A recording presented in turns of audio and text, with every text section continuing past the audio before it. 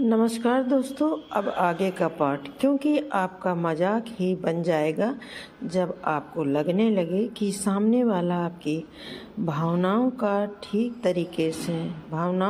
ठीक तरीके से समझ नहीं रहा है। आप जो कह रहे हैं वह ठीक से सुन रहा है, तभी आप उससे अपनी बात कहें। गुरु कहते हैं कि 8वां मौका जहाँ पर आपको चुप रहना चाहिए जब कोई इंसान अपना दुख व्यक्त करे। यदि कोई इंसान अपने दुख या परेशानी को आपको बता रहा है तो इसका मतलब यह है कि वह आपको अपना समझ रहा है। ऐसे में तुरंत ही उसे समाधान बताने के बजाय चुप रहकर उसके दुख या समस्या को सुने। उसके दुख या समस्या को किसी और को ना बताएं। वह इसलिए नहीं बता रहा है कि उसकी समस्याओं का समाधान कर देंगे, बल्कि वह इसलिए भी बता रहा है कि सामने वाला उसकी बात को समझ रहा है। कई बार बताने से दुख कम हो जाता है। आपको अपना दुख इसलिए बता रहा है कि उसे लग रहा है कि आप उसकी बात को समझ रहे हैं। दुख बांटने से कम हो जाता है। इसलिए जब कोई व्यक्ति अपना दुख आपसे व्यक्त करे तो आप चुप रहकर उसकी बात को बहुत ही ध्यान से सुने, ताकि उसका दुख कम हो जाए, उसके मन का बोझ हल्का हो जाए। क्योंकि उसके मन में जो भी बातें थी वह आपको सब बता दिया।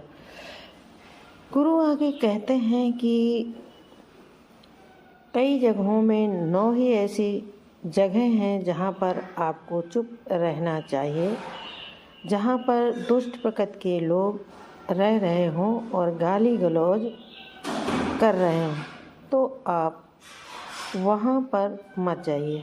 ऐसी जगहों से आप चुपचाप निकल जाएं, अर्थात अपनी प्रतिक्रिया दिए बिना आप वहाँ से चले जाएं। क्योंकि जिसकी ज़बान खराब होती है, जो दुष्ट प्रकृति के लोग होते हैं, उनको आप ऐसे समय में नहीं समझा सकते।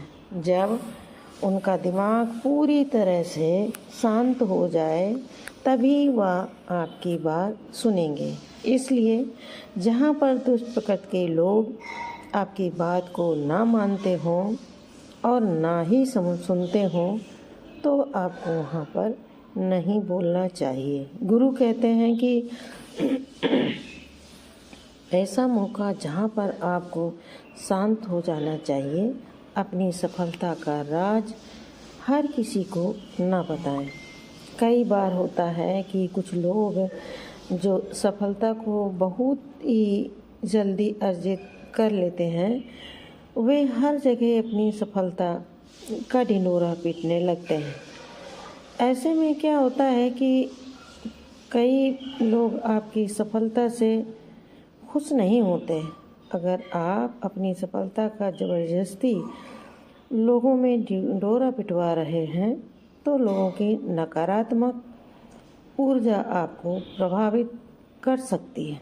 जब आप सफल होंगे तो सबको पता चल जाएगा कि आप सफल हो गए हैं। ढिंढोरा पीटने से नुकसान आपका ही होगा।